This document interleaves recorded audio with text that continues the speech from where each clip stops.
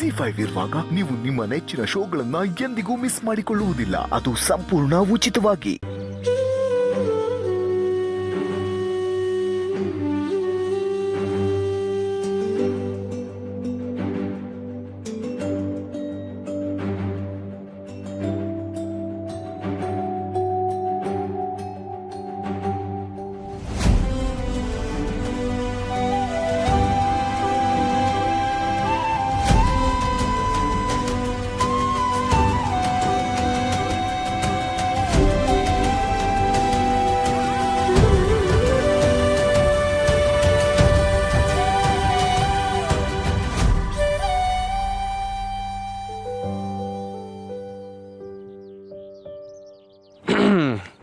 ಅತ್ತಿಗೆ ಮತ್ತೆ ಪಾಪು ಮನೆ ಒಳಗೆ ಬಂದಾಯ್ತು. ಮನೇಲಿಂದ ಹಬ್ಬನೇ. ಡ್ಯಾಡ್ ಮಾಮ್ ಒಳಗೆ ಬರ್ಬೇಕಷ್ಟೆ. ಬನ್ನಿ ಸರ್. ಅದೇ ಅದಕ್ಕೆ ಡ್ಯಾಡ್ ಮಾಮ್ ಬರ್ಬೇಕಿತ್ತಲ್ವಾ, ಅದಕ್ಕೆ ಕಾಯ್ತಿದ್ವಲ್ಲ, ಅದನ್ನ ನಿಮಗೆ ಹೇಳಿದೆ ಅಷ್ಟೆ.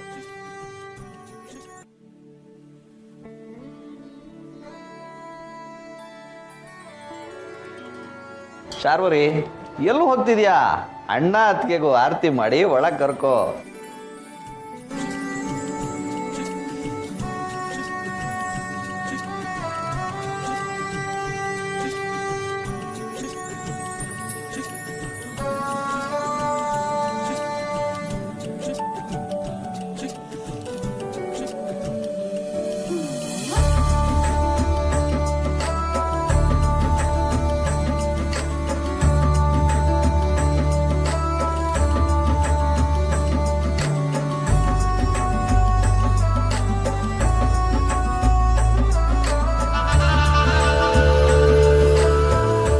ಪೂರ್ಣಿ, ಬಾಮ್ಮ.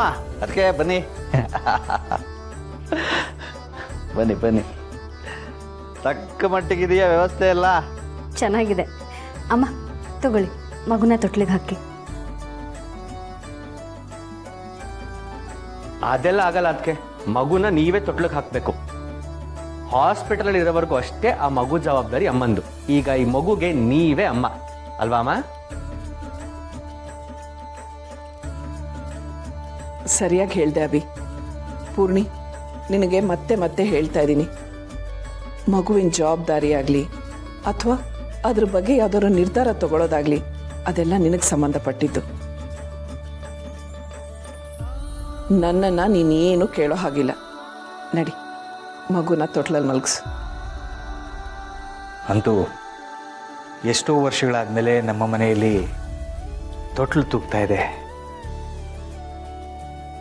ಎಲ್ಲರ ಆಸೆಗಳು, ಎಲ್ಲರ ಕನಸುಗಳು ನೆರವೇರ್ತಾ ಇದೆ. ನಿಜವಾಗ್ಲೂ ನನ್ನ ಮನಸ್ಸಿಗೆ ತುಂಬ ಆನಂದ ತರ್ತಾ ಇದೆ. ಇಂಥ ಒಂದಿನ ನನ್ನ ಬಾಳಲ್ಲಿ ಬಂದಿರೋದು ನಿಜವಾಗ್ಲೂ ಖುಷಿ ಕೊಡ್ತಾ ಇದೆ.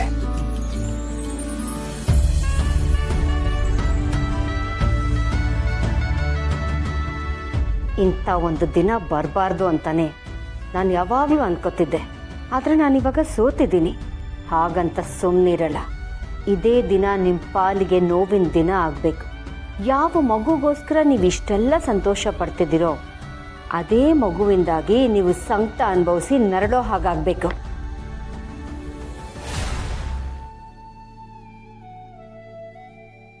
ಪೂರ್ಣಿ, ನಿಧಾನವಾಗಿ ಮಗುವನ್ನ ತೊಟ್ಲಲ್ಲಿ ಮಲಗಿಸೋ.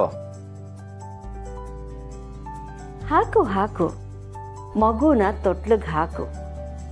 ನೀನು ಮಗುನ ತೊಟ್ಲಿಗೆ ಹಾಕ್ತಿದ್ದ ಹಾಗೆ ಮಗು ಕೆಳಗೆ ಬೀಳತ್ತೆ. ನಗ್ತಿರೋ ಮಗು ಅತ್ತು ಸಾಯ್ಬೇಕು.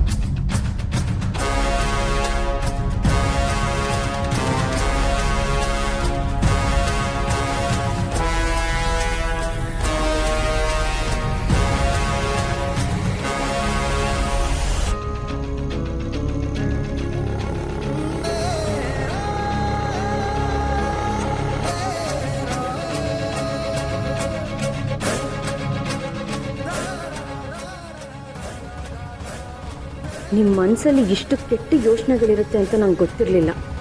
ಒಂದು ಮಗುನ ಸಾಯಿಸೋ ಅಷ್ಟು ಕ್ರೂರಿನಾ ನೀವು? ನಿಮ್ಮನ್ನ ನಾನು ತುಂಬ ತಪ್ಪಾಗಿ ತಿಳ್ಕೊಂಡಿದ್ದೆ. ಇನ್ನು ಮುಂದೆ ನಿಮ್ಮ ಯಾವ ಆಟಗಳು ನಡೆಯಲ್ಲ.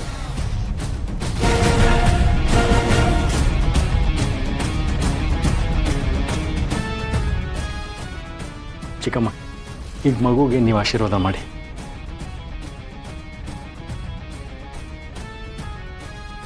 ಇಷ್ಟು ಮಾಡಿದ್ರೆ ಸಾಧು ಚಿಕ್ಕಮ್ಮ. ತಗೊಳ್ಳಿ, ಮಗುನ ನೀವು ಎತ್ಕೊಳ್ಳಿ.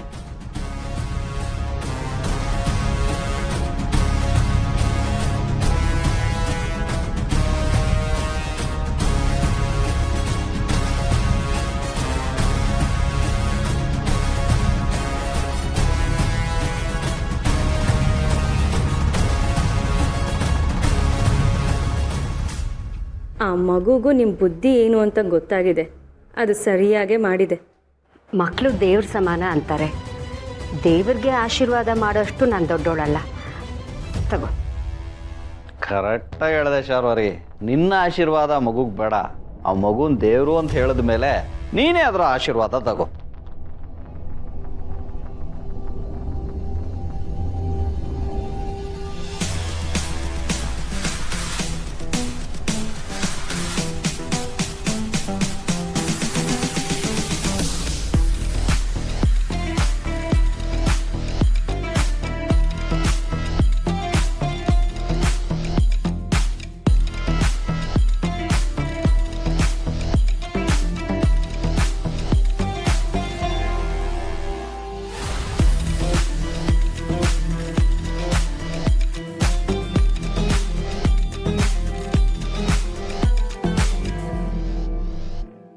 ZEE5 ಆಪ್ ಡೌನ್ಲೋಡ್ ಮಾಡಿ ಎಲ್ಲಾ ಸಂಚಿಕೆಗಳನ್ನು ಸಂಪೂರ್ಣ ಉಚಿತವಾಗಿ ನೋಡಿ.